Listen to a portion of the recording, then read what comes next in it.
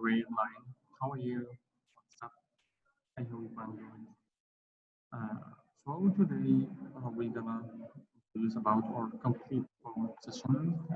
That's called the gift of the Magi, and the rest of our session.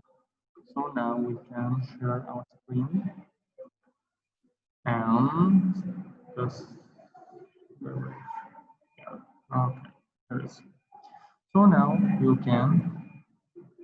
Excuse me. Um,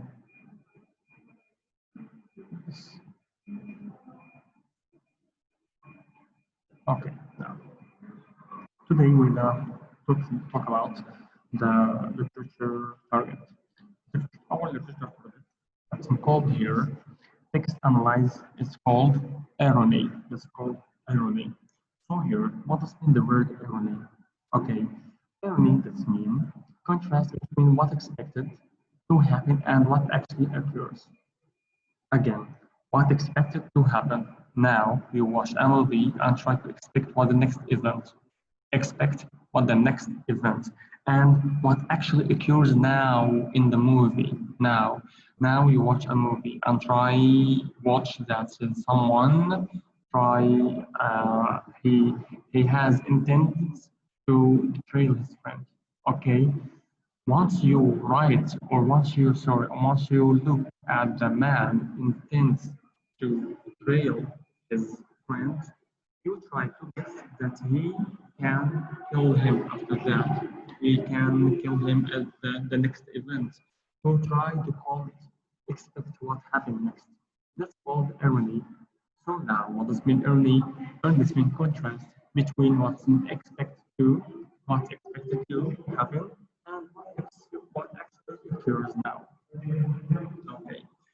Irony, irony now have or has three kinds. The first kind of them is called situational irony. Situational irony. What does mean situational irony?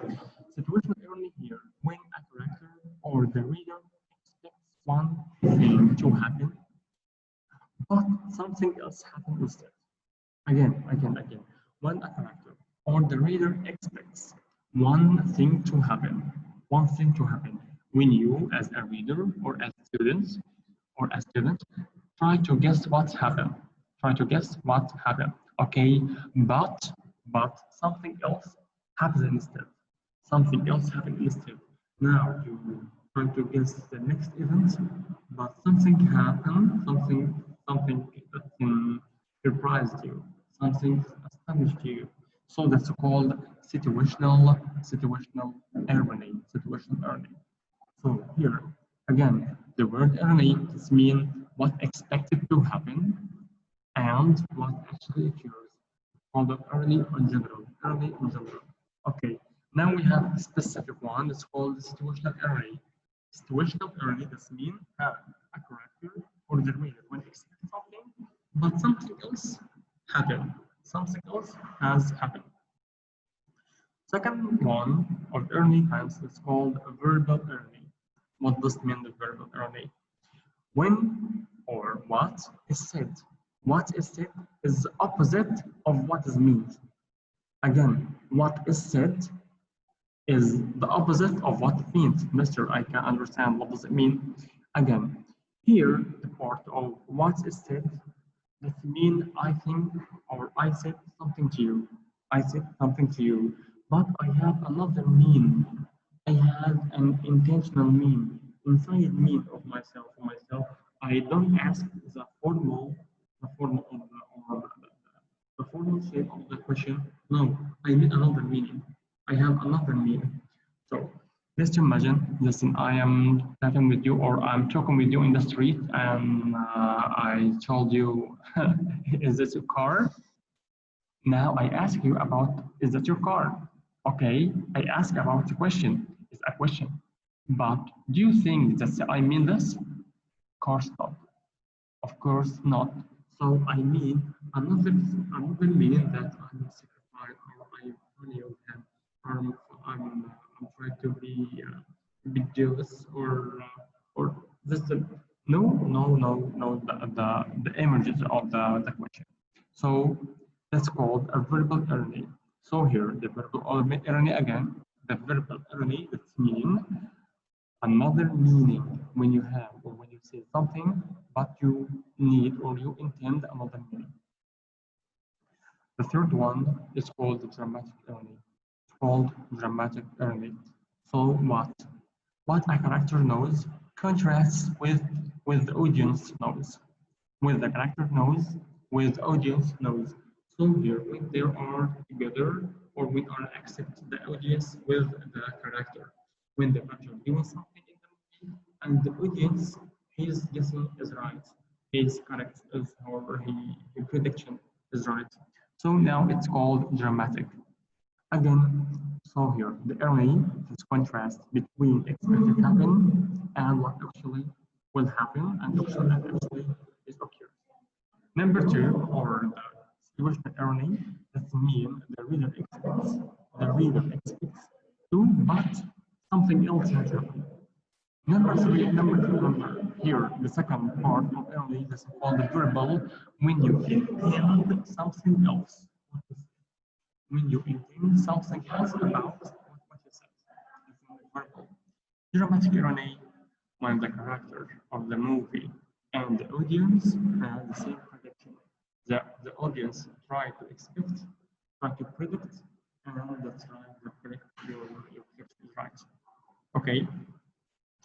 So here, reading the strategy is also predict. What does mean predict? It's in guessing what's the next event. Okay, guessing what's the next event. Okay, so here it's called if a story is well written, it will keep you wondering what happens next. You may ask yourself questions and find yourself predicting possible answers. Ask yourself, okay, predicting possible answers. In the story, for example, what can you predict from the title? Okay, so now try to predict what happened after that. What happened about what the next event? What's gonna be? So here, after we, of course, so we have read the story entirely. So now we can discuss. So here, okay, this irony here, this is irony. So try to remind me what does mean the irony? Huh? What does mean the irony? Huh? That's it. What happened? What happened? Okay, they're trying to expect what happened with actually occurs. Again, try to predict what's gonna happen with what actually occurred now in the story. So now you might expect someone named Mr. James Cunningham, young to be rich. Okay, so here, do you think he's really rich?